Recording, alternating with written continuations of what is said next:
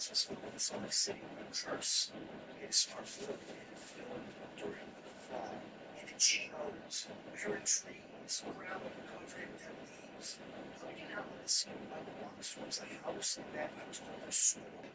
Well, Barry's bloody corpse raining down blood on a child in that cold October night. The Myers house. Says the body Beverly Hills in part 6 and it's an airline road to die on. As a way to stage television slasher, Halloween 6, the first Michael Myers is flawed. Yeah, absolutely. Like this jumps in the so bad it's been more than a few times. But still a rock and roll documentary. In the 90s, Kid and Peele always have a little bit of love movies. And the Lakers, that's basically this. Just because I use this more style of energy than it probably deserves. Michael's impersonation better than he has used. Though it makes little sense story-wise, I understand I kind of like the scientific aspect of the cults. And Michael killed the folks he's controlled by. It's like when Captain Lion started taking shit. Mike's back. It's equal ending seconds. Again, yeah, it makes no sense. The snapping pace and violent Myers, it's a cool visual message. The editing is very misleading. I agree with this. And the electric guitar fits with the ultra aesthetic. It kind of makes this work in its own way. And Halloween 6, the person of Michael Myers makes for an interesting it did a great play together. It's simply as bad as emotional core. It's a great looking movie entry that gets weird. Say what you will about Curse, but it is never over. And in life, if you aim to contain, you become kills the rest of it. So up to the base, 6 entries in, you can still have some fun. For that, I'll always have your back.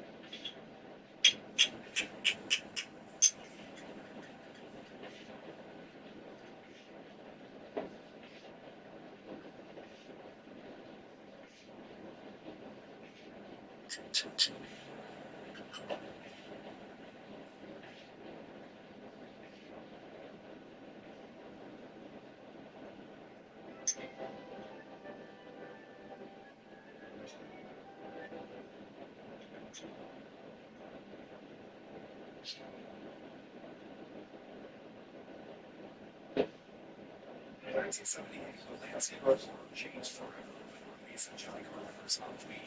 Jumping off from a very simple premise, Carpenter crafted a vision of terror unlike anything that had been seen before. Though there were movies not unlike it prior to its release, Halloween's success would inspire a brand new subgenre, the slasher film. And while there have been many imitations, not to mention sequels and remakes, few horror movies have achieved the kind of global praise and reverence that the original Halloween has. Not to mention the fact that they introduced us to one of the most famous screen villains of all time, Michael Myers, the unstoppable killer without a conscience. The fact that this hugely successful thriller was made by a group of 20-something newcomers to the business further underlines how much of a once-in-a-lifetime sensation it was. So how did the boogeyman come to life? Well, grab some candy or a knife, whatever's closest, because we're going to tell you what happened in John Carpenter's Halloween. Hey, George! Speed kills! Though Halloween is indeed the brainchild of John Carpenter and his co-writer/producer Deborah Hill, the project didn't actually originate with them. The man behind the thing for setting things in motion is actually Olivia Wands, then an independent producer and co-founder of Compass International Pictures. Her went to see Carpenter's hard-boiled siege flick Assault on Precinct 13 and was impressed by the filmmaking on display. Even agreed to help distribute it. Furthermore, decided he wanted to be in the John Carpenter business and pitched the director an idea that went floating around in his head of a psychopath who stalks babysitters.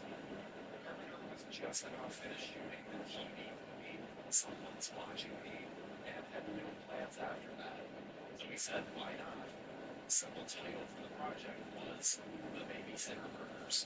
Although in recent years, Yvonne's has disputed that that was ever going to be the actual title. The producer eventually had one more notion, one that would change the movie's interior atmosphere. He was shocked to learn that hardly any horror movies up to that point had actually taken place during Halloween, supposedly the scariest night of the year. He was further surprised to find that the title Halloween had never been used. He said to Carpenter, I don't mean that on Halloween night. In fact, I only ever call it Halloween. The rest is history. Carpenter and Yvonne were in agreement that the film should be suspenseful but not gory. It was particularly inspired by those horror programs that you would listen to on the radio as a kid, which in his mind were so scary because they played out vividly in your imagination, as opposed to showing you everything. He wanted the audience to be frightened, not repulsed. Carpenter had a few stipulations. He wanted to be paid $10,000 to write, direct, and compose the music. He wanted final cut, and he wanted his name above the title.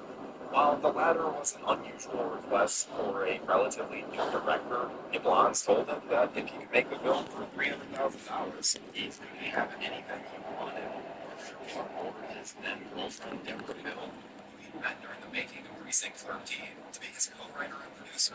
Hill was integral to the formation of the screenplay. It was her responsibility to make the teenage girls at the center of the action sound authentic.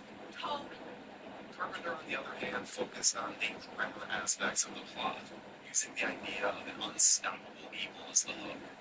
Carpenter had also been inspired by Michael Crichton's Westworld, specifically the villainous robot played by Yul Brynner, who simply could not be stopped no matter how many times he shot or burned. This vision helped shape, unintended, what would become the film's antagonist, Michael Myers. Carpenter and Hill cranked out the script in 2 to 3 weeks, and with the help of financier Mustafa Akkad, the film was greenlit with a $300,000 budget. However, they had a tight schedule to work with. It was already spring of 1978, and the idea was to get the film into theaters by Halloween, naturally. The production had approximately 20 days total to shoot, and they relied heavily on friends and local students to help out. In their late 20s at the time, Carpenter and Hill were just about the oldest people on the crew. Pasadena, California was going to stand in for Anytown, USA. And one of the main challenges for Carpenter and company was cropping out the palm trees, which was certainly a place in the Midwest.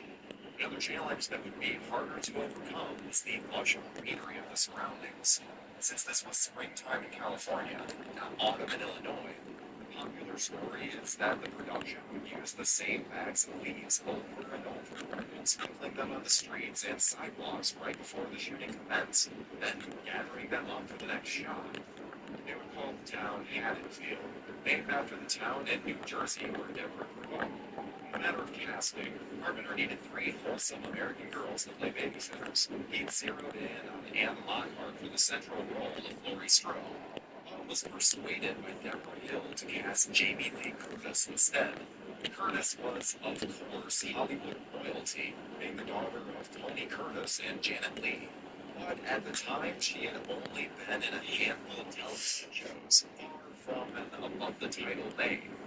But Hill saw the potential in her backstory. She was the daughter of Psycho's Marion Crane, starring in a horror movie about a maniac with quiet time. It's delivery time. When I check in with Maze, my actual card first is here for the restaurant. Maze are my banks and credit unions. And my card numbers stay up to date automatically. Even if we can't find a quiet room. Did you say morning or two? At least I can check out easy. Weekdays, online checkout for banks and credit unions. My moderate to severe ulcerative colitis symptoms kept me out of the picture. Now, Now,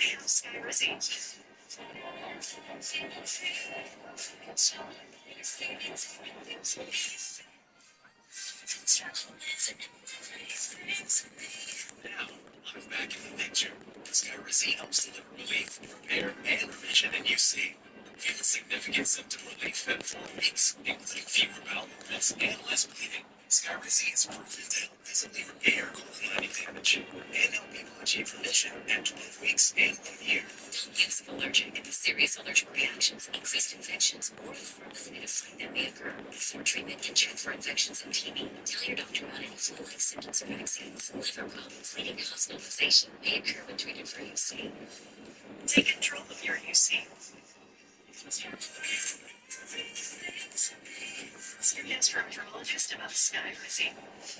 At night, the headlines would write themselves. Casting Annie was fairly easy. Nancy Loomis was the wife of Carpenter's colleague Tommy Lee Wallace and had a supporting role in Assault on Precinct 13. She was even a member of the costume department. For the role of the vapid Linda, Carpenter intentionally wrote it with PJ Souls in mind, since she played a similar part in Ryan De Palma's Harry. Souls landed the gig and only later discovered that Carpenter wrote it for her specifically. To play Linda's boyfriend Bob, Carpenter asked Souls' then husband Dennis Quaid, but he wasn't available to do it, so John Michael Graham was chosen instead. To portray the very formidable character often known as the Shape, Carpenter called upon his friend Nick Castle, who one day had idly asked the director if there was anything he could do to help. Carpenter essentially said, "Yeah, you could be the killer."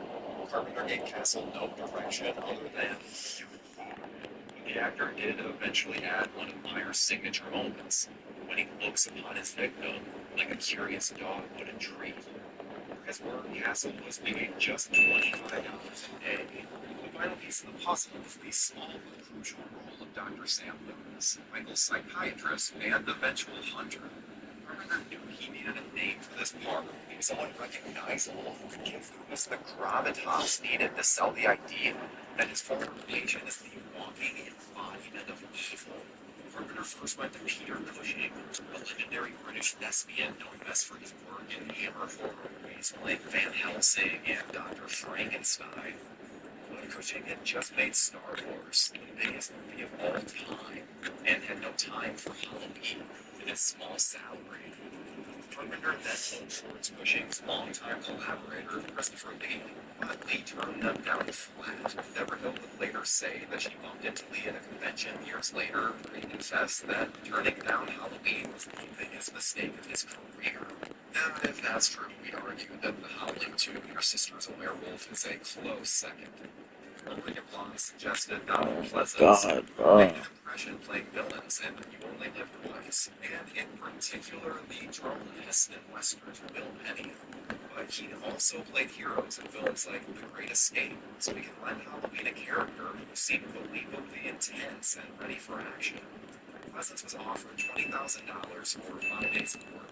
But the story goes that he really took the part because his daughter had been a big fan of Assault on Precinct 13 and encouraged him to do it. Pleasance and Carpenter didn't always get along, with the former often pushing the other's buttons. In one instance, Pleasance flat out refused to say Carpenter's dialogue. When Loomis calls Haddonfield to warn them that Michael is coming, right before he finds the abandoned truck, he was also meant to call his wife at home and reassure her he's okay. But Pleasance rejected that idea, insisting Loomis should have no personal life or past. Carpenter, too insecure to contradict the veteran actor, agreed with him and cut the dialogue. Though Pleasance's salary was considerable, a more significant amount of money was going to another key player in the film, the camera. Carpenter knew the film would have to look great in order to make up for the low budget.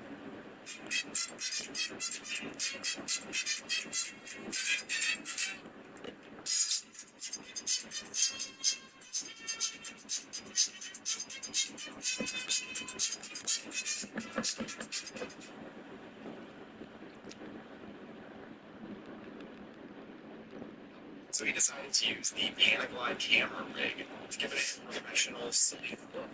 More commonly known as a Steadicam, the panic line enabled the camera department to move freely for long, unbroken takes, and it was much easier than using a dolly with its cumbersome tracks.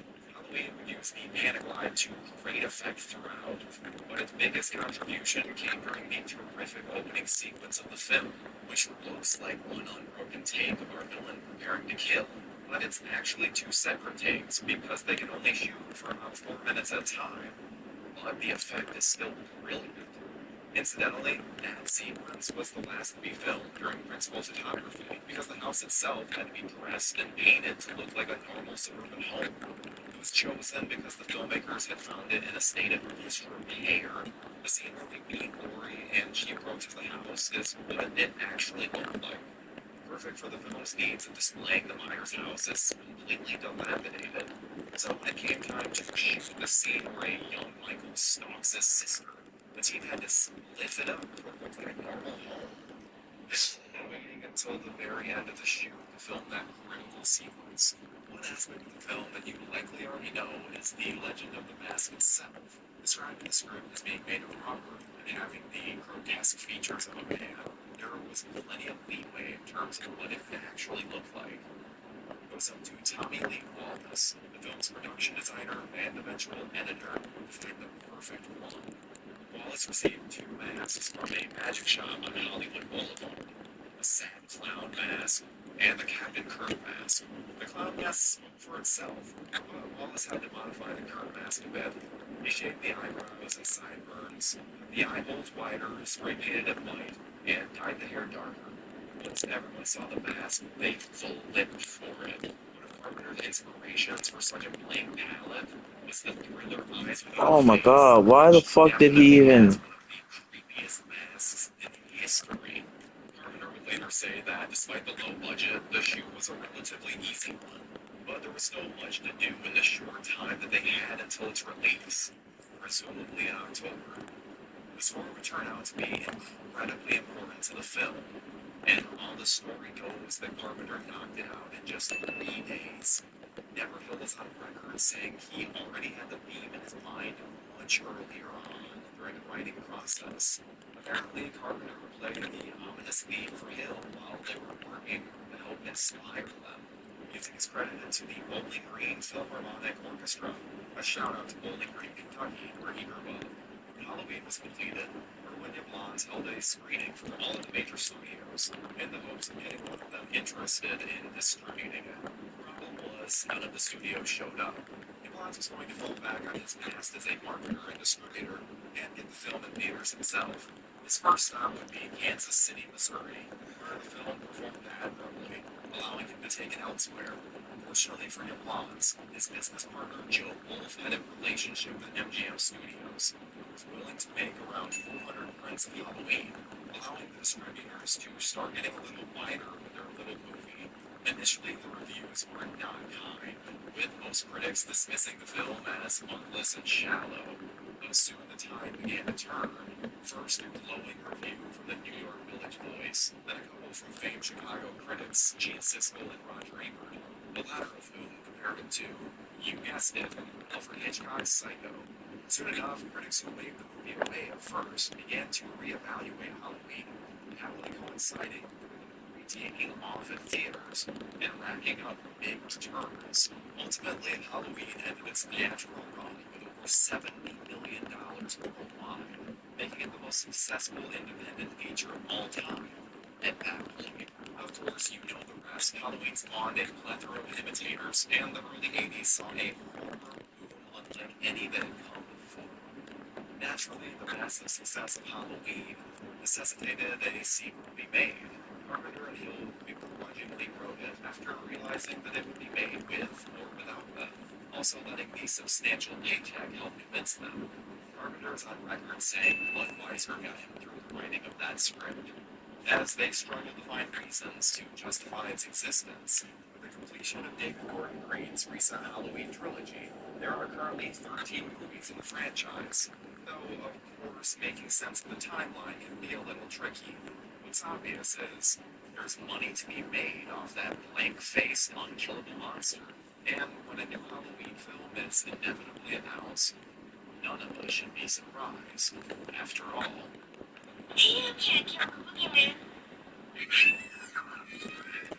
after Halloween was a huge hit, it was only a matter of time before another one was made.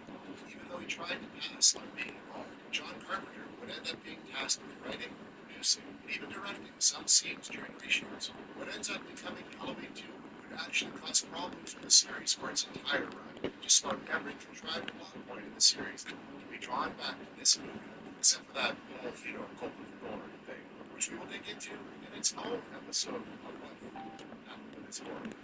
While this movie does often get overlooked in the rankings of the series, it does offer some interesting things, but the road to get there is fraught with problems behind the camera. Halloween 2018's reset, we are now seeing an alternate reality where Laurie Strode didn't go to the hospital and have to fight off Michael Myers once again. Could the entire series up until the 2018 film just be a fever dream of a young Laurie Strode while recuperating in the hospital? Vivid imagination playing all sorts of tricks on her, even reimagining it a couple of times? For now, let's go back to Haddonfield Memorial Hospital and find out what the happened in Halloween. Jackson presents. Oh my god, bro.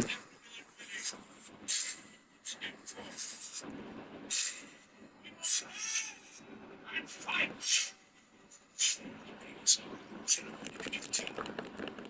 Ones keeping business in check and always looking for their stranger the ones who get it done. Two.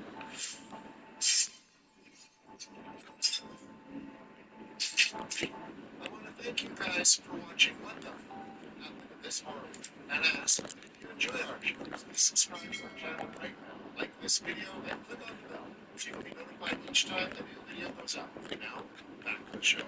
In Halloween 2, the open with the events from the end of the first film, Michael has been shot 6 times and falls off the balcony only to disappear. Weirdly, in the original film, we hear 6 shots.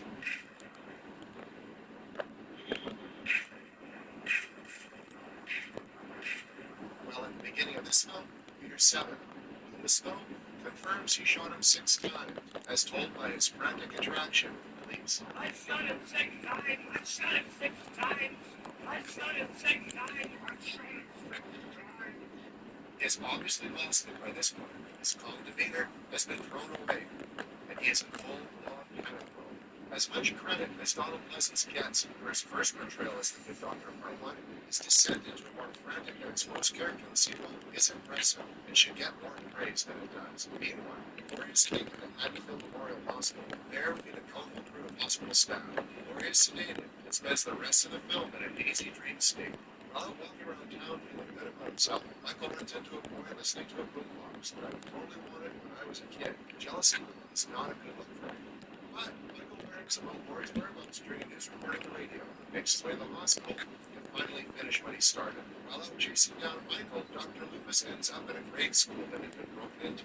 There he finds the word Sam Hain, written in blood punctuation. He also mispronounces it, as it should be Sam. Sam Hain. It means the Lord of the Dead. But he's been preoccupied at the moment, so we'll give him a pass. It's also here that the nurse from the first movie shows up, to drop an exposition bomb on the Good Doctor. It's here that we find out Laurie is actually adopted and is Michael's sister. This, Loomis heads off to the hospital, where he finds Michael has gone on another killing spree while Laurie is stumbling around all doped up, and then flashes of the fact that she sort of knew she was Michael's sister all along. Everything culminates in an explosive finale that kills off both Loomis and Michael for good, and the confirmation needed is the flame shooting out of Michael's skull. Dead is dead.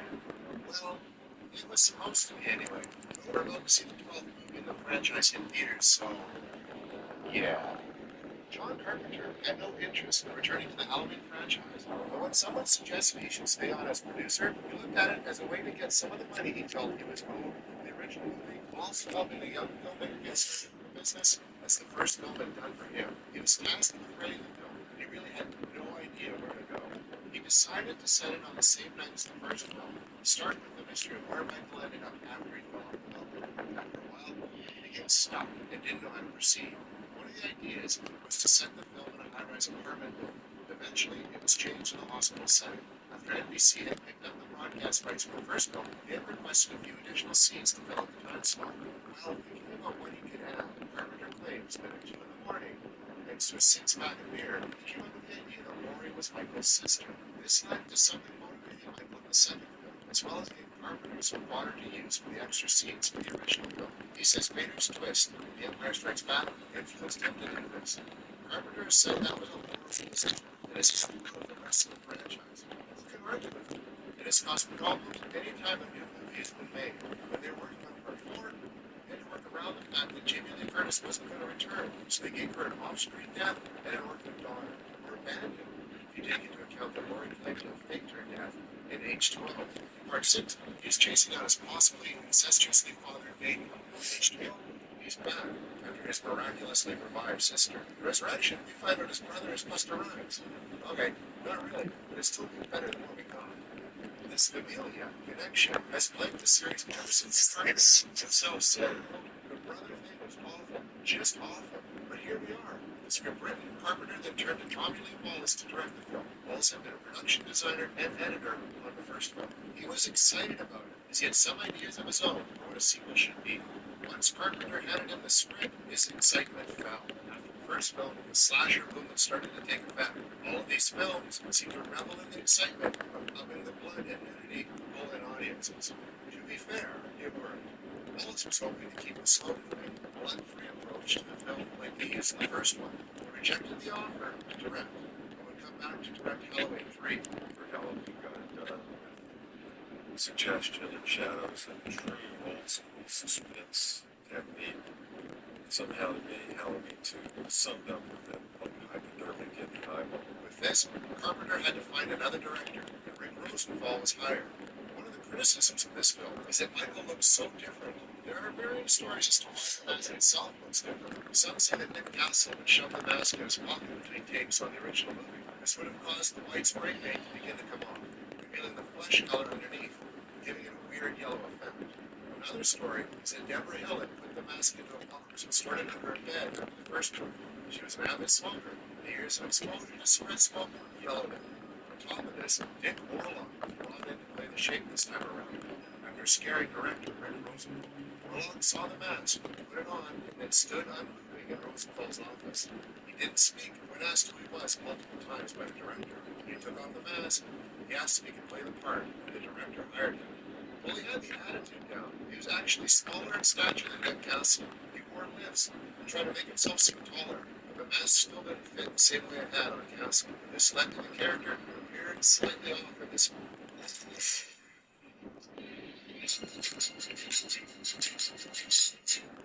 No. When Jamie Lee Curtis signed on to the movie, it was noted that she had cut her hair closer to the shorter hairstyle she has become famous for. She ended up having to wear a wig for the movie. In various shots, you can see that her hair seems to be different. While this normally can just be chalked up to it being a few years between films, this time it was because of the wig. Both Michael and Laurie seem off in this movie. Maybe this lends credence to my dream theory. Hashtag Laurie's dream theory. One piece of trivia you can use to impress your friends is that Jamie Lee Curtis has played Laurie Strode in 6 different decades. Halloween in 1978, Halloween 2 in 1981, Halloween H12 20 years later, 1998, Halloween Resurrection in Fuck, 2002, man. Halloween 2018, and Halloween Kills 2021. When Rick Rosenthal turned in his cut, John Carpenter was not impressed. Yet again, I think Halloween is an abomination and a horror movie. And I really think Oh, what? I don't think can't feel given the series of that's the problem. What's going on. He called it about as scary as an episode of Would Seem Dead. Carpenter kept re-editing the film, up the tension, and showcased more of the kills. He even went back and shot some new scenes and inserts to make the film even gorier than before. It's a good thing Tommy Lee Wallace decided to pass. With a higher body count, more blood, and some nudity, Carpenter felt it had a better shot at making money at the box office. Rosenthal was livid at this, and has been very outspoken about it. He would get another shot at Michael Myers with Halloween Resurrection. It didn't help his case any. One thing Carpenter did leave in was David Harvey's excellent appearance as a new assistant. While it does have its fair share of detractors, the film does have some good points. Even though it moved away from the more subtle and blood-free storytelling, some of the kills in the film make it fun. The nurse getting swallowed in the hot tub is gruesome and looks great. Apparently, she got an ear infection from the not so clean water. Gross. The scalpel in the back always makes my stomach drop, even if the lifting of the nurse in the air makes no sense. But the saddest death, the whole film has to be the young man that was mistaken for Michael Myers and grabbed the police car. Turns out that is the boy that Lori has a crush on, Ben Tramer. And she not only lost all her friends, but also her hopeful future boyfriend. Lori has had a rough life. No wonder she was an alcoholic at age 12. While Michael would want to stalk more family members and other films, this was the one that gave us his connection to Laurie Strode. For better or worse, this entry would influence every Halloween film that came after it. Even if you're not a fan of the twist, you have to agree, this is all the dream in Laurie's head up until the 2018 reboot. To make this happen, whether you like it or not, hashtag Laurie's Dream Theory. I don't really know much about Halloween. The other more interesting compromise in his script to reveal the plot of youth. While we were in the hospital, I found out he was crazy out of his mind. He's hanging on to Halloween nights, and what he said was, they're gonna kill us all. It's been reported by people who don't follow him free, who realize Michael Myers will also go to show. You thought no further than the strange past to any of your coronavirus is maybe it was a cat making. The two films were requels once the master slasher Michael Myers stole Jamie Lee Curtis and murdered his way through a small town of Haddonfield. So, you can understand that so much felt when it went to see Halloween 3, and it wasn't anything like the previous two films. Instead of more Michael Myers, they got a movie about a boy who wanted to use a power of stone edge to kill millions of children, with masks that would melt their heads down into pillows and snakes and bugs. This change in direction did not go over well. For decades, Halloween 3 Season of the Witch was largely just a plot. And now, we're going to try and find out what happened to this horror movie. In 1976, producer Irwin Galvin of Compass International Pictures had an idea for a movie about a killer stalking babysitters. It could have been called Babysitter Murders. But when Galvin decided the story should take place on Halloween night, it became Halloween. Impressed by director John Carpenter's assault on Precinct 13, he hired Carpenter to write and direct the film. When Carpenter brought his girlfriend Deborah Hill on the project to co-write and produce. When Halloween was released in 1978, it was a massive success. So, of course, the Ablins wanted a sequel. Carpenter and Hill were enthusiastic about making Halloween 2, but legal and financial circumstances basically pushed everything. Then, legendary producer Dino De Laurentiis showed up with an offer. He wanted to produce Halloween 2 and offered Goblins a major payday to let him do so. The Goblins took the deal, and De Laurentiis gained the right to make Halloween 2, with an option to produce Halloween 3 as well. Released by Universal Pictures in 1981, Halloween 2 didn't make as much money as its predecessor did, but it was successful enough to open the door for a sequel, and De Laurentiis decided to exercise his contractual right to produce Halloween 3. Carpenter and Hill were the first filmmakers approached about the project. Their hearts hadn't been in Halloween 2 to begin with. Carpenter had Rick Rosenthal direct it instead of taking the helm himself. And from the script up to the finished film, they weren't too happy with how it all turned out. So the last thing they wanted to do was make Halloween 3, and it was going to happen with or without them. So Carpenter gave a response he thought would ensure that it would be made without them. He said it would only work on the film if it was something cool. It all started on the corner of Briggs and 198 when Mrs. Botticelli's hamster got loose, chewed its way through the wiring, and sent a surge of power that overwhelmed the grid, plunging New York into total darkness. I don't think any of us are all that surprised that the Borderlands movie is bad, but I didn't expect it to be this bad. If you want people to get into the game, take them to see the movie. It's also a story you've never seen before with characters you love. So let yourself be taken on a ride. Just have a great time. I'd say shut your brain off, grab your popcorn, and let the movie entertain you. Let's just say this movie is definitely one for the abyss. I will be surprised if anybody talks about this movie 3 months from now. The only time you'll ever hear someone mention this movie is if they're talking about another shitty video game movie. A movie based on a video game should highlight all the best qualities of that game's story and characters.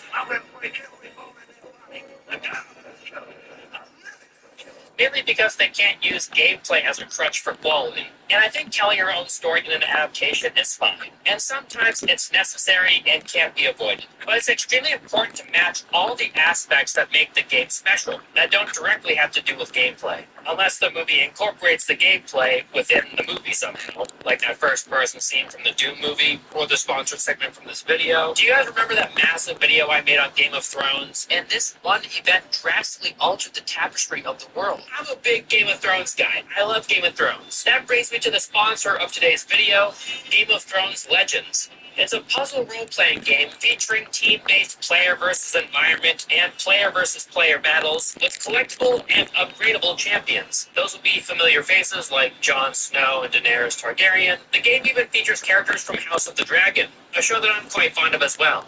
So you can use characters like Peter Baelish and Rhaenyra Targaryen. You can equip them with items to make them stronger, with deadly weapons that they might use in the show, like Arya Stark and Needle. It'll transport you to the heart of Westeros, from the icy north to the fiery south. You can forge your own journey by forming a new House of Westeros and competing against rival alliances in tournaments and special events. So secure your legacy. Download Game of Thrones Legends by clicking the link in the description and get 50 gold, 3,000 food, and a daily summon token to start your journey. Thank you so much to Game of Thrones Legends for sponsoring this video. Now back to the review. I got the feeling that nobody who worked on this movie really cared about the games. It seemed like just another project to them. Most of the people that worked on this movie never played the games, and they only heard about the games after being pitched this movie. Well, I mean, I didn't know the game at all, so it was a deep dive for me. You know, in the game, which I'd never really played before, I guess I played a lot of the game, right? But did I have to play the game just to understand what the world was? Of course. I knew what Borderlands was. Sure, yeah. But I had never played it. I was just aware of it. Borderlands is based off a video game. Yeah. And obviously I had no idea. Sci-fi, yeah. Let's do a quick show of hands. How many of y'all actually played the Borderlands game before signing on to the movie? I see Florian. I see Eli thinking about it. Eli. It should be a rule that if you're going to make a movie adaptation of a game, then you have to either, one, be a huge fan of the game already, do a lot of research, play the game yourself to completion, or in this case, games, plural, or two, consult the people who made the game. They know that we've made something original, something fresh, that respects the characters and the themes and the vibe of Borderlands, but it's a story they've never seen before. So we're going to surprise and delight them too. Temperature, how's everyone feeling? I'm maybe the biggest Borderlands fan that I know, and that made me the franchise. Because when you don't care about the thing that you're adapting, it's so obvious. And in this case, this isn't Borderlands. This is Boomerlands. Why are all the characters so old? Okay, I'm getting ahead of myself. This movie was in production hell. They originally wanted the movie to come out around the same time as Borderlands 3. Obviously, that never happened. The script was changed many times. This guy would write a script for the movie. Nope, don't like it. Then this guy wrote a script. Nope, don't like it. This guy wrote a script. Don't like it. Change after change after change. It took 5 years for the 18 different producers to finally find a director to make this thing. Another thing that kicked this movie's ass is that they filmed it during the pandemic, which mustn't have been easy, so I empathize with the filmmakers here. Kate called it COVID madness. Everyone was like, we'd all been cooped up, so we literally went from COVID in lockdown before there was a vaccine to Budapest. The movie was pitched as a cross between Guardians of the Galaxy and Mad Max, and in a perfect world, I can kind of imagine a Borderlands movie feeling like that. And this movie is, kind of, both of those things. If they both sucked ass. This movie is uninspired, unfunny slop. And it's kind of sad because I have fond memories playing the Borderlands games. They're really fun to play with your friends. For those that haven't played them, they're very cozy looter shooters that mostly anyone can have a good time with. For the first game, I played as Brick because I find him really funny. I like running around punching people to death. The writing in them ranges from clever, witty, and funny. Oh, this echo frequency, you protein-guzzling buffoon. I'm trying to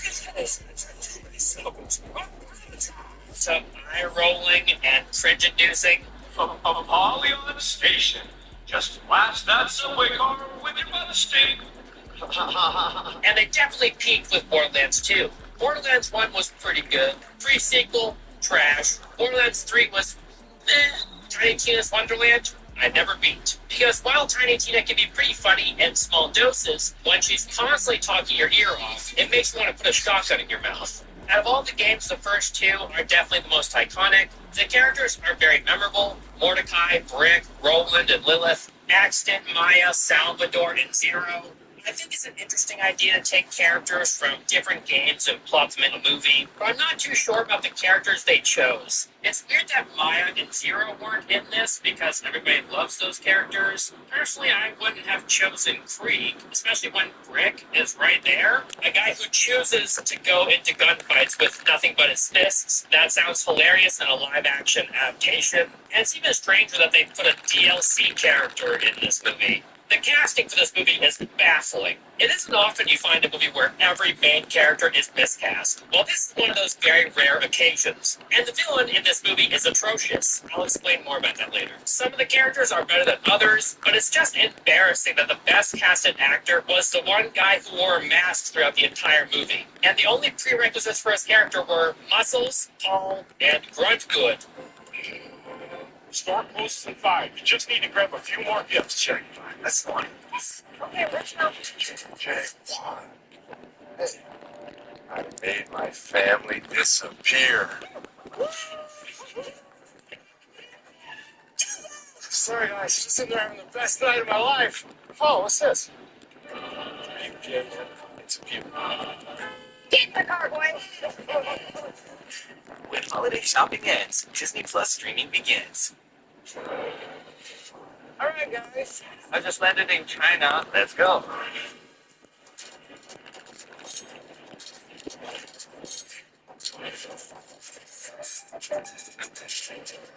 Way to go.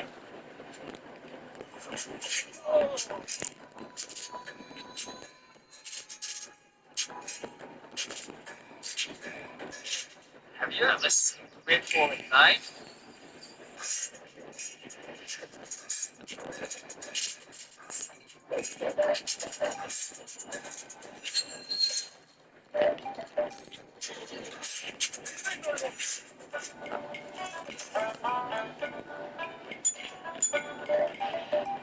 Where you going? Shanghai. Shanghai it is. Wow, more than 300 kilometers per hour.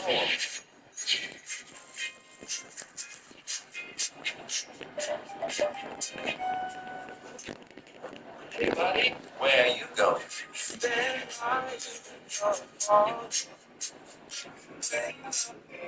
Wow, God, that was amazing. It was amazing. It was amazing. Hell, there are cosplayers that are more convincingly live-action versions of these characters than those in the movie. I mean, whose idea was it to cast Kevin Hart as Brolin?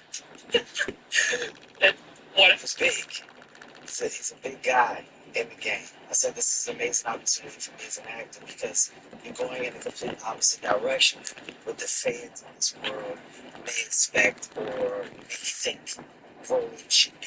Kevin Hart believes Borderlands is a conversation ender on controversial casting?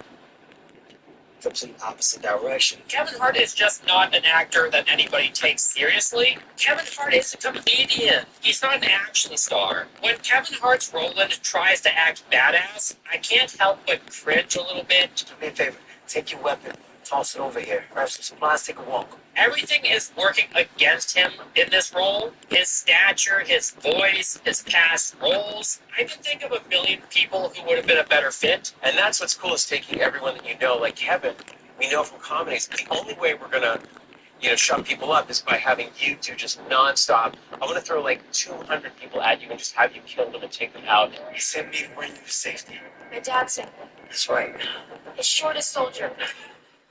Kate Blanchett admitted she knew nothing about the games and that she can't play video games well at all. She also said this in an interview with Empire. My thumbs can barely control a phone, but I bought a PS5 when we played together. I wanted to know the limits of the game and what fans loved about the character. I got really absorbed in that world. Don't get me wrong, I'm not exactly surprised that Kate Blanchett didn't play Borderlands before. It's just weird to cast her in this role in the first place. Even she knew that her being cast in this movie made no sense. The crazy asks are usually the things I gravitate towards, the things I could never conceive of. I applaud her for trying. I don't want to shit on Kate Blanchett. I think she's great. I loved her in the movie Tar. Now, what about Beethoven? Into him? She does her best in this movie. I still think she was miscast. Lilith in the games is in her 20s. She's simply too old for the role. Ariana Greenblatt did try her best to be Tina, I think, but she didn't hit the nail on the head. She didn't have the same snarky and playful tone of voice that Tiny Tina has in the games. She tries, but it isn't convincing. Time to make it rain with your body parts. In the movie, she feels like a girl that needs a guardian. In the games, it definitely feels like this girl is taking care of herself just fine. She's a deranged, sadistic psychopath with a bouncy, kooky sense of humor. When you're ready to start the party, please smell this good flesh. Eli Roth told her to imagine the kid version of Harley Quinn to better help her play the character Tiny Tina. And the first things he said was go like if she's the kid version of Harley Quinn. So that's kind of how I was finding her way with her personality. But why? Why direct her towards a different character? Like, I see the obvious similarities there, but there's already an existing character for her to research. Just have her look up Tiny Tina moments on YouTube. If we're gonna do this, we need to set some rules. Your behavior is unacceptable. Is it? I'm an artist. It's about giving attention now or no? You wanna lose everything? Hey, Hey, you forgot your laptop at the office. my family is everything to me. It's crucial. I see him. I told you what to do. Which one? You know what I mean? No?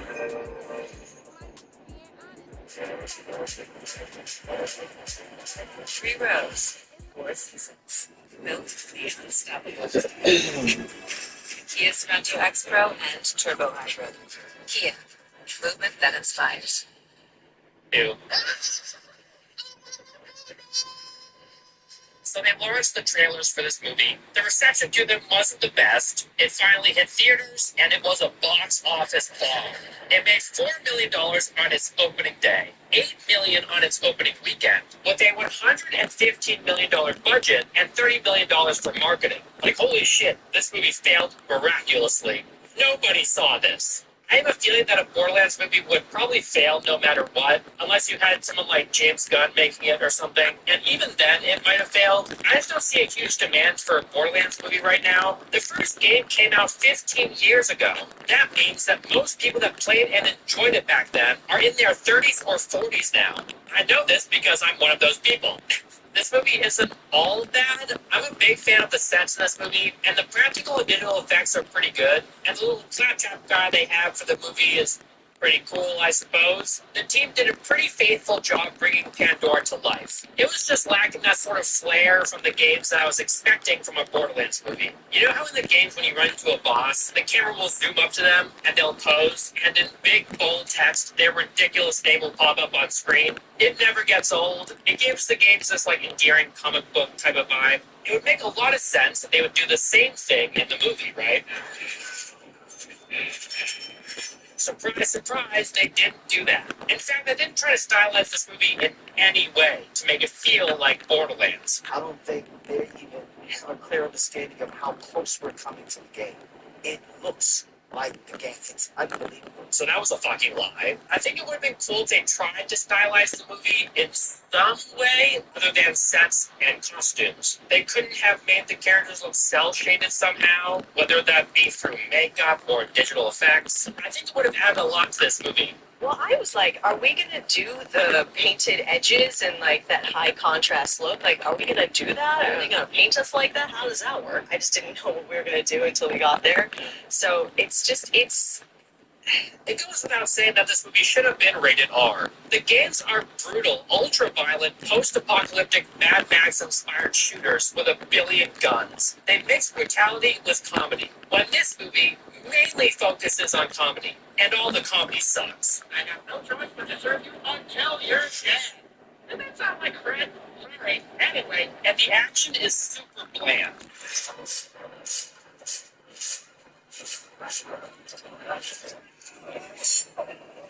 How do you make gun violence fun? Well, you make a movie like John Wick. How do you make a Borderlands movie like John Wick while keeping it PG-13? You can't. It is speculated that studio interference resulted in the movie undergoing 2 weeks of reshoots at the helm of Tim Miller in order for it to achieve a PG-13 rating. The only reported reason that Roth didn't return was that he was filming Thanksgiving when reshoots were scheduled. The timelines match up, so I don't think it's quite the same thing as, Joss Whedon, please save this shitty movie. This stings so much more when you realize that it was originally meant to be rated R with a lot of gore. According to IMDb, there's an interview with Kevin Hart from ScreenTest.com where he apparently said the movie was definitely a hard R rating, where they were blowing people's heads off and cutting off feet with butcher knives and dropping a ton of F-bombs. Turns out ScreenTest.com is a domain for sale, so I can't imagine they interviewed Kevin Hart. I'm guessing this was partially fabricated from a Screen Rant interview with stunt coordinator Jimmy O'D, because one of his answers seems to be the basis for the fake Kevin Hart quote.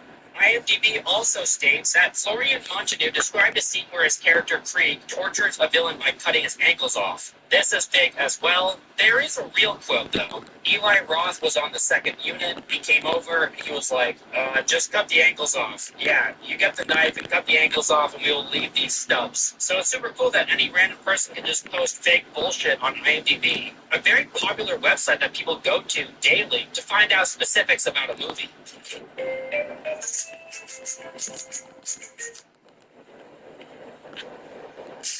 1839, deep in the Ural Mountains, the dream mineral was discovered.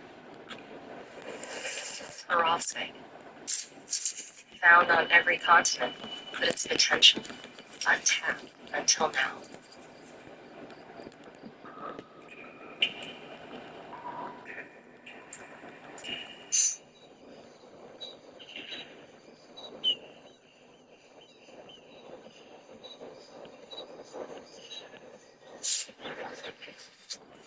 After 185 years, perovskite's technological potential is finally becoming a reality. And now, Hanwha is at the forefront, preparing to commercialize at scale. Yet another game changer in clean energy, perovskite tandem technology.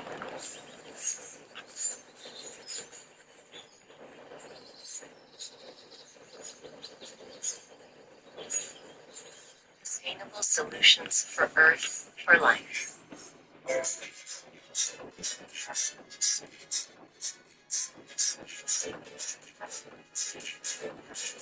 It feels like 9 times out of 10, whenever these bigwigs try to make decisions for a movie, it backfires and fucks everything up.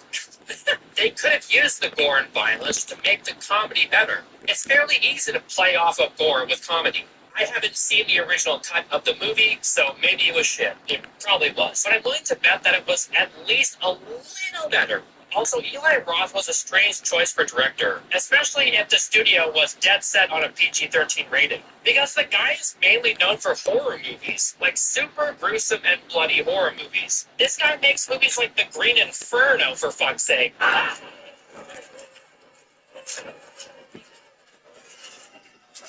This guy knows how to shoot satisfying kills with lots of gore. He knows how to build tension and create a fun movie that has to do with people dying. So that's clearly what he should have done for this movie, right? Nope, this movie's for kids. Obviously, the game is very R-rated. This is PG-13. This is a movie you can take your kids to. Why that's the case? God knows. It should be noted that this isn't Eli Roth's first movie for younger audiences. He also directed the movie The House with a Clock in Its Walls a few years back, which also starred Kate Blanchett and Jack Black.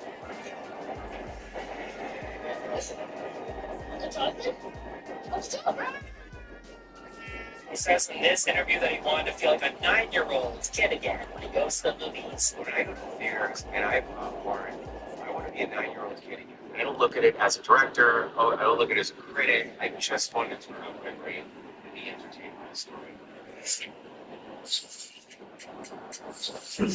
Like, he clearly wasn't initially making this movie for 9-year-olds. It seems like he's trying to change the narrative, trying to convince viewers and himself that this was always the direction the movie was going in. I swear, I didn't want to make a movie that was bleak and depressing And absent of hope, owner a movie that you just feel great in the end of it. He wanted people to have a blast in the movie theater.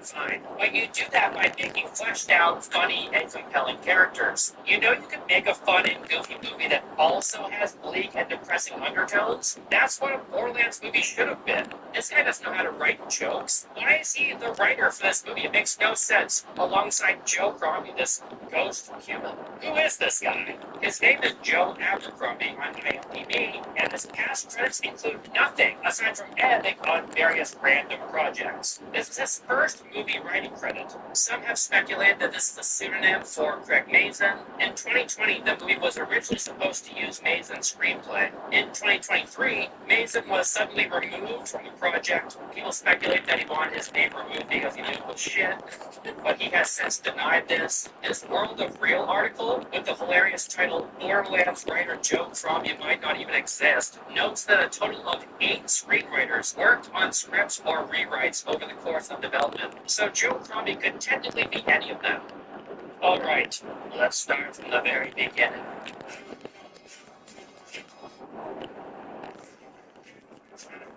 Launch the I-7, an integrated organization that combines business development and operation. Launched an AI suite to support generative AI-based client innovation. Acquired AWS, generative AI competency certification. Obtained Google Cloud Generative AI Service Specialist certification. First time in Asia. Signed an EduTech business agreement with a Japanese education company. Showcased DX expertise at 2024 Honeywell Executive Forum. And signed the X Partnership Agreement with FPT in Vietnam. Introduced AI-powered LG Optivex to U.S. advertising market and Amazon Ads Unboxed. Officially launched a joint venture with Synchromax in Indonesia. First unveiled PR initiative at Sabah 2024. Dad, you're worried about my new Sweetie, I can't make it to Texas, sweetie. Have you heard of Dix.com? I've heard of Dix.com. Have I heard of Dix? Whoa, Don't overthink it. Let's go shopping. actually, what I need are some clothes. What's the name? Crazy. Got it. Anything else? No, thanks, of course. Anyone impressive how fast that was? I went to Dix.com, never heard of it. Talk about that.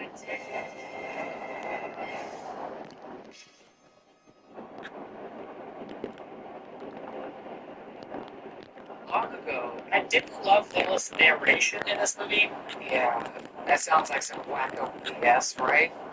Excuse me, Slav? I didn't think it was necessary at all. It was just a way to, introduce people who didn't play the games to this universe. This is just a theory. A game theory. I'm pretty sure the narration was added in post when they were reshooting the movie to make it PG-13, because they had to rewrite stuff, and what's a better way to put a bunch of plot into your movie than narration? It kind of felt like the narration in Blade Runner. Our galaxy was ruled by an alien race called the Iridians. I don't know why you saved my life. Maybe in those last moments you loved life more than he ever had before. Roland finds Tina and breaks her out of a cell, and there's a gag about his helmet not having air holes. No info for me. Yes, this is the caliber of comedy we're dealing with in this movie.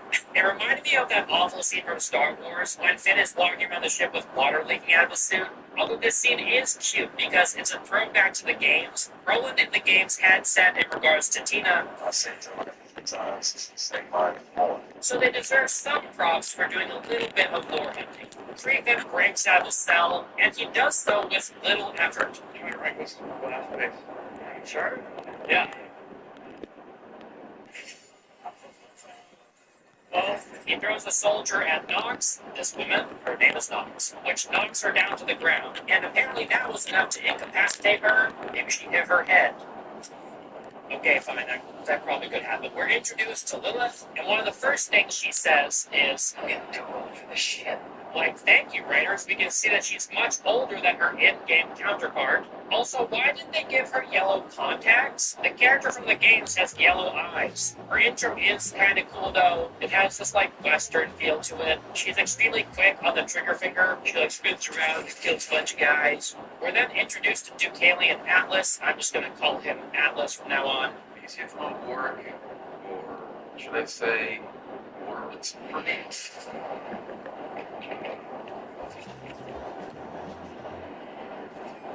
That's what I was saying. He hires Lilith to find his daughter Tina. In the games, Tiny Tina's parents are revealed to have been tortured and killed through iridium experiments. Mommy?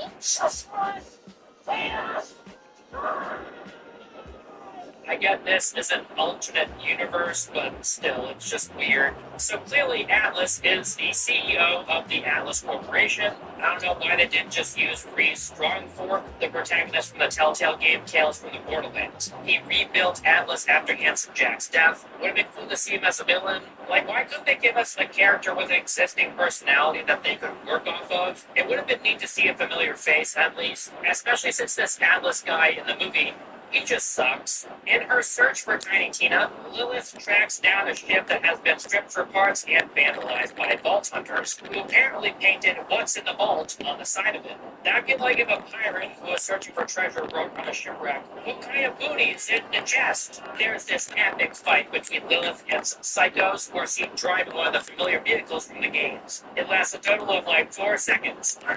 These psychos, murderous gangs.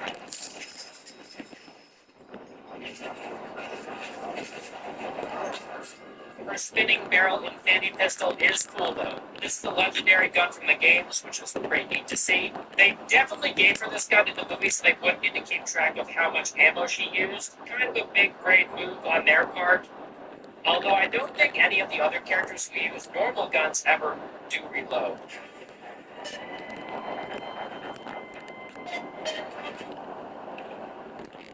It's weird. I can't tell. It was just as no. It's one of the parts of a tremendous war. There's no use fighting it now. Difficulty is to convince someone else he is really caught you.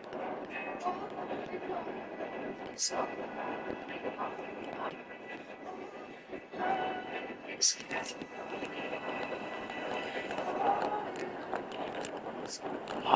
It all started on the corner of Prince and 198 when Mrs. Botticelli's hamster got loose, chewed its way through the wiring, and sent a surge of power that overwhelmed the grid, plunging New York into total darkness. We gotta do something. Like what? I'll think of something. Luckily, no one's got more grit than a group of kids with rare diseases. The crew was made up of books who wrote thesis on quantum entanglement at 12, Sticks, who had perfect pitch, Gage, who could build an engine with toothpicks and bubblegum, and Hatter, who had 2 hats for every occasion, and Moose, who was strong as a moose. I got an idea. The plan was simple. Build a rocket, fly into space, take as many stars from Alpha Centauri as we can carry, and bring them back to light up the city just in time for the holidays. Moose lived next to Big G's auto, who had a generator, we got power! Tools, and a workshop big enough to build a rocket for interplanetary space travel. How about this hill? We're getting scared! Next stop, space.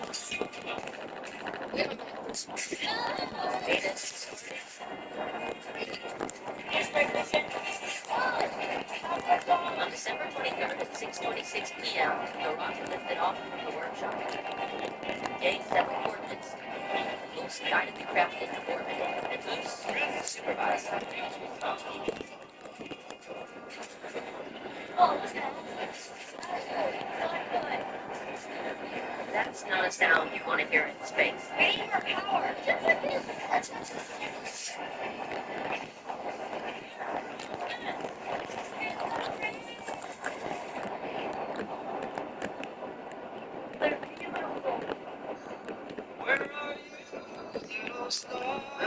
Release the nebula.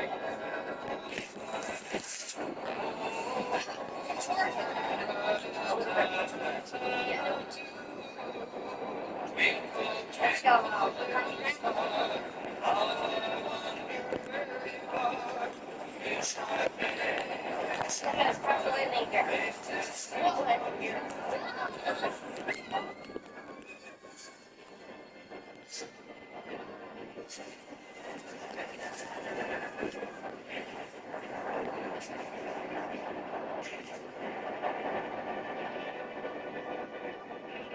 the stars. As it turns out, the brightest stars are just a bunch of kids who believe in themselves. Then it worked out okay.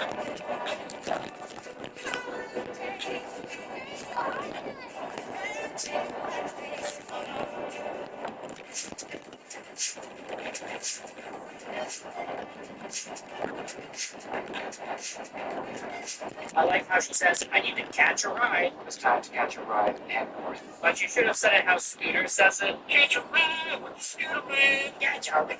So she boards the bus like you do in the games. It's pretty cute. The one person in this entire movie that they cast perfectly is so random. Benjamin Byron Davis is a perfect Marcus Kincaid. He looks the part, he sounds the part. Nice try, Mr.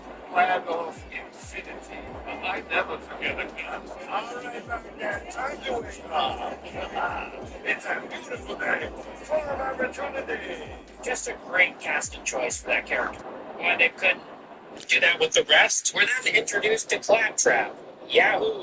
And like you already know, he's voiced by Jack Black. I don't know why they put him in this movie. I just wish they didn't. I'm programmed for humor, so I will process that as witty banter. Just because Jack Black is a silly guy and plays silly characters doesn't mean he's a perfect match for all the silly characters. It's like they've been convinced that Jack Black is this money machine, so you have to throw him into everything. Like, why the hell is he Steve? His voice doesn't match the game's character at all. You can tell he's trying to sound like the character from the game. It just doesn't work. And I have many skills. Balancing. Turning in circles. Oh, come on, it's easy enough. Come on, everybody. Take me out. Dance it.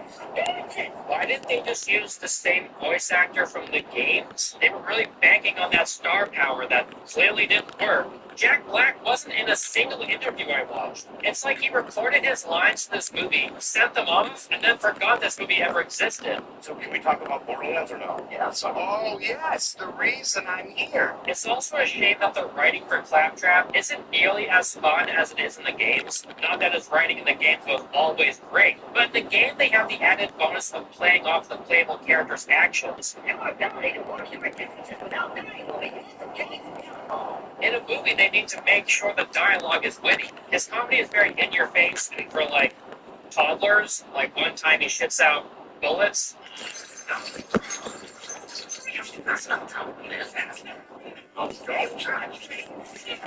Another time he squashes a flower that everybody is, like, admiring. Last Friday, Columbus Nights in OTEs, our players competed in the Tray Ball Challenge presented by Lego Star. It started out with a game of knockout. Even though Adam Williams got 11 people out, it was ways out when the winning moment. After that, the top 6 contestants competed in a drill where you have to make 3 shots in a row. And that left 2 final contestants, Ways Out and AO. After Ways Out had an impressive showing in the Star Drill, AO had a chance to win it all with an all-shot Buddy Breed. Ways Out ended up coming on top as your Tray Ball champion, presented by Lego Star Wars. For a limited time, Domino's Rewards members can try new 5-cheese mac and cheese for just 30 points.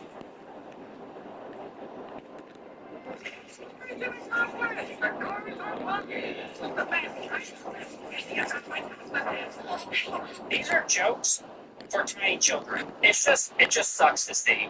Lilith tracks down Tina to her makeshift home, and when she introduces herself, she struggles to say her own name. You must be Tina. Thanks, Lo. Got it. They're great. Excellent. I mean, I get it. The name Lilith is hard to say. Lilith? I hate Lilith's name. Lilith? It's a tongue twister of a name. Like, who thought of that? Is that why in the Bible she's like an evil witch? And then all of a sudden, Tiny Tina is like 80 feet up in the air. How the hell did she get up there so fast? She was beside Lilith 3 seconds ago. Did she use a zip line like Batman? Tina summons Krieg out of a nearby bus, like a Pokemon, to fight Lilith. He blocks like 30 of her bullets with his saw. That makes sense. Why did she shoot his legs? It's made even sillier when Claptrap tells her to shoot her face. When that's quite literally the only part of his body that's protected. I think it would have been better if Lilith shot him in the chest and legs, but he shakes off the pain and chases after her anyway, like a psycho should do in this universe. But then they would need to add blood, and they can't do that. Roland shows up out of nowhere in a car to pick up the group. Why are the Crimson Lance firing rockets at the vehicle that has Tiny Tina in it? These people were hired by Atlas to bring her back alive. It's the Crimson Lance. Atlas is private army. What are they doing here? That's here. The same thing you're doing. I don't think he would be very pleased if they brought back pieces of her. During this chase scene, Lilith's infinity pistol barrel doesn't rotate when it shoots, for some reason. Also, just before they fire a rocket on them, Lilith says, but how does she know they're about to fire a rocket? Did she sense it? Spidey senses? So they drive through this Thresher piss area, where all the Threshers pee, I guess. Tiny Tina puts the window down, and all this, piss flies into the car, and she's like, oh my god, it's in my mouth! It's so bad, and it's honestly embarrassing that they put it in the trailers to represent this movie's comedy.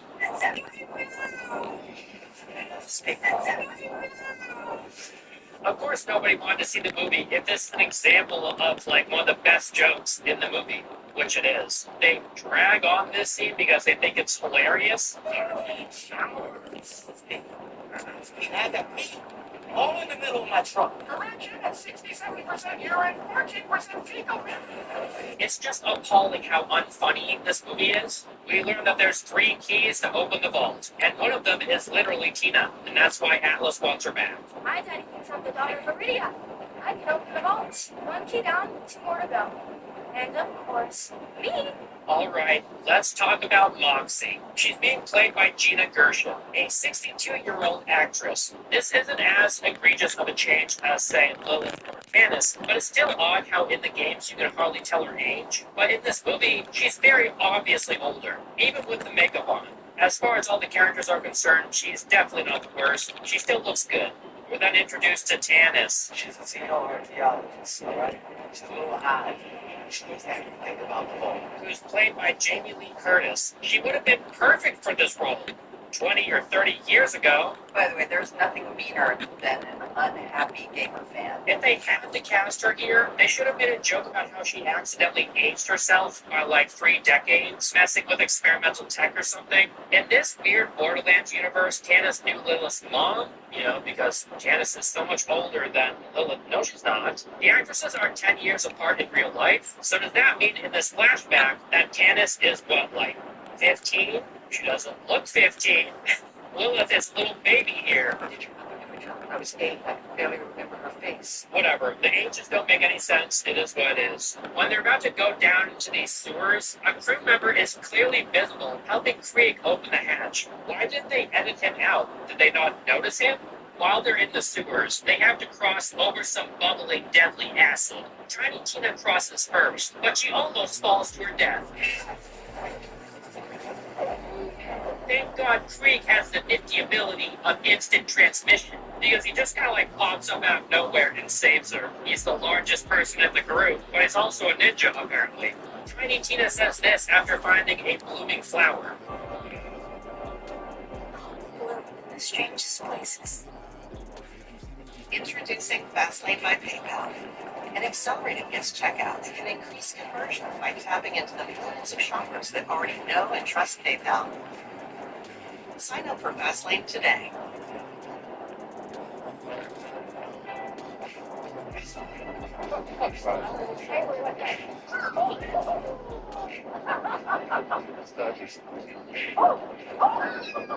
Like sprinkles.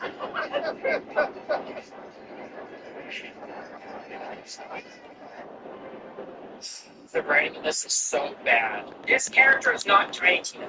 I'm about to tell you about the funniest part in the entire movie. Just because it caught me off guard and it's kind of out of nowhere, Krieg says thank you super loud in response to Tanis. Well, we can't really blend in. We don't get to like them, and except you have. Thank you.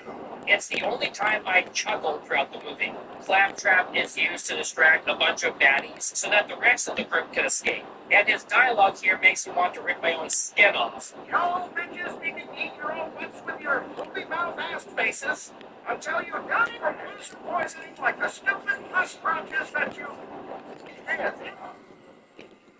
Also, why isn't the group escaping? Instead, they just stare at Claptrap as he's talking. They're quite literally being distracted by the distraction that's meant to save their lives. God damn it. Is Claptrap immortal in the games? Because he sure is in this movie. Good lord, he eats a mountain of lead and then sheds his skin, I guess, like the steel just pops off, like his outer layer just comes off, and then he just sheds out the bullets. The rest of the team vanishes and shuts up for a second, so Lilith can fuck off and overhear the MacGuffin, or Keystone, in the background. Then we get a decently fun action scene, but it's just silly watching Krieg maul people to death with his saw club, and to show no blood whatsoever. Lilith does a lot of shooty bang bang, but none of it has any impact. She can spin her guns all she wants. Yeah, that's pretty cool. But we never get to see any real injury, only people flopping backwards. It gives the movie a spurious vibe. I am not convinced this is actually happening. I mean, clearly it's not. It's a movie, duh. But I'd like to be immersed when I watch movies. There's a part when Roland shoots a pipe with caustic acid flowing through it, and the pipe is right next to Creek. He's like holding people up to it, and it sprays out at him, but he's somehow unaffected by it. And again, Lilith's gun doesn't rotate for some reason. Did the prop gun stop working mid-production or something? Roland sacrifices himself to attach wires together that will give power to an elevator that the others are in. Tiny Tina is scared for her friend Roland, so to help him out, she tosses a grenade plushie at his feet. I'm not sure what activates this grenade plushie, but it's obviously not throwing it because it's not activated when he picks it up. It only activates when he throws it. Roland then gets dogpiled by these psychos, so he's dead. Like, look at what's happening to him right here. How did they put this in the movie and not think it's ridiculous that he survives? Especially since this is how he dies in the games.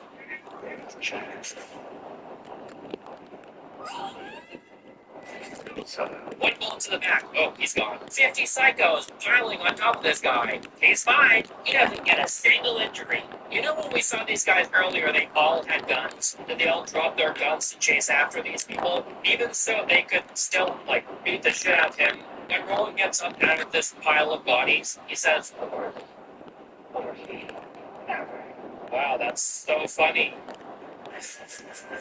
Maybe they were all trying to make out with him. If that was the case, then he could have survived. He picks up the head of Bob. That's the name of the grenade plushie. It's named Bob. May I remind you that the plushie was the bomb? The plushie's head is still intact after this explosion. Lilith destroys the beacon that was given to her by Atlas, and instantly after she does this, she's approached by a robot that shows a hologram of Atlas so he can talk to her. Like, this robot must have been chilling just outside or something. Atlas was just like, "Hey, I was just sitting here and noticed that you destroyed it. Bad girl, don't destroy that. You may be wondering why I'm following you around with a robot if you're already carrying a tracker device. I have nothing better to do with my time. I'm so goddamn bored." Also, very kind of this movie to remind the viewer who the actual villain is, because I was beginning to forget. Tina pops her head in and says, I'm the only one who can open it, and I'm going to use whatever is inside to kill him. Too bad you won't be trying to see him. because she doesn't like the fact that she's working with her dad, her evil dad. So Tina tosses a grenade at her, potentially killing her. Krieg and Tannis have no problem with the fact that Tina tried to blow up Lilith. You'd think they would have questions. And why would Tannis leave without Lilith? Tannis cares for Lilith, right? Weren't they trying to make that clear a couple scenes ago? We then see a flashback of Lilith's mom giving her to a younger Tannis who flies away in a dropship. She says, "I will always love you," before running away. Yeah, leaving your child with some random people is an amazing sign of love. Why didn't her mother simply just get on the dropship too? Sending her away because you have no other option is one thing, but this movie doesn't prove that to us at all. We get this Star Wars-style hologram. It shoots out of Claptrap like it was from R2-D2. Lilith's mother recording this for Lilith. Apparently this Claptrap once belonged to Lilith's parents. Maybe they wiped the Claptrap's memory or something. Will they do that? Who knows? No one knew I was coming here, did they? I don't know. Her mother explains that she sent her away because she knew that Pandora wasn't safe. So come with her. Yeah, but why the hell wouldn't you want to be with your own child? Even Loxie tells Lilith how much her mother loved her. Just told me especially. I'm just not seeing it. Candace, Craig, and Tina are searching for the vault because Tina's going to use what's in there to kill her father. She has no idea what's in there. She thinks it's a weapon. She never technologies. She doesn't know how she's going to use